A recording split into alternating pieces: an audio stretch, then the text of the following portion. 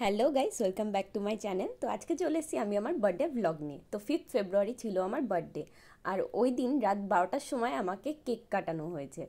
তো আমি লাইফে ফার্স্ট টাইম 12টার সময় কেক কেটেছিলাম। তো এটা আমার আনএক্সপেক্টেড ছিল, বাট শ্বশুরবাড়ি এসেই এই ড্রিমটা আমার পূর্ণ হলো। তো সেটার জন্য আমি খুব ব্লেসড। আর সকালবেলা ঘুম থেকে উঠে তাড়াতাড়ি করে একটু কফি খেয়ে নিলাম। আর এই আমার ব্যালকনিতে খুব সুন্দর সুন্দর গাছে ফুল ফুটেছিল। আমার ব্যালকনিটা বলতে পারো একটা মিনি গার্ডেন। বাট যেহেতু আমাদের অসুস্থ চলছিল, তার জন্য আমাদের সেইভাবে কিছু সেলিব্রেট স্পেশালভাবে কিছু করা হয়নি। তো আমি স্নান টান করে উঠলাম, আর কিছুক্ষণ পরে রান্নাঘরে গিয়ে দেখলাম আমার শাশুড়ি মা রান্না শুরু করে দিয়েছে। তো আমাকে রান্নাঘরে সেদিন পা অবধি রাখতে দেয়নি, আমাকে বলেছে তুমি বসে থাকো আজকে শুধু।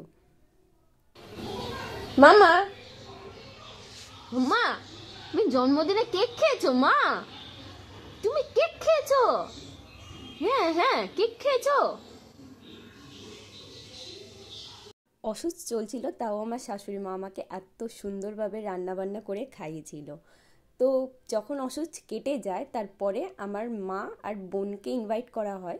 বাবা যেহেতু ছিল না, তো বাবা একটা কারণে আসতে পারেনি। তো আমি রেডি হয়ে মা আর বোনকে পিক করতে চলে গেছিলাম।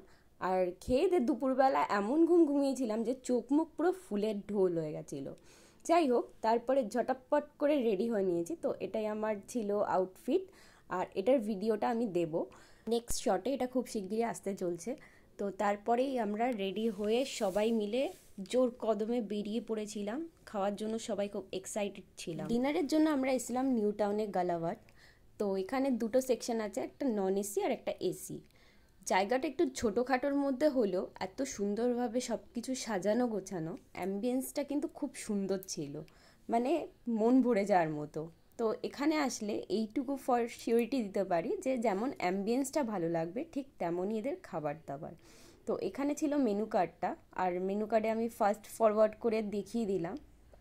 মোটামুটি সব রকমেরই ছিল। তো ফার্স্ট টাইম আমি ট্রাই করেছিলাম লখনৌ বিরিয়ানি। নো ডাউট টেস্টটা খুব অ্যামেজিং ছিল, বাট আমার মতে কলকাতার বিরিয়ানিকে কেউ মাত দিতে পারবে না, ওটার আলাদাই একটা ব্যাপার আছে। স্টার্টারে আমরা একটা কাবাব অর্ডার করেছিলাম।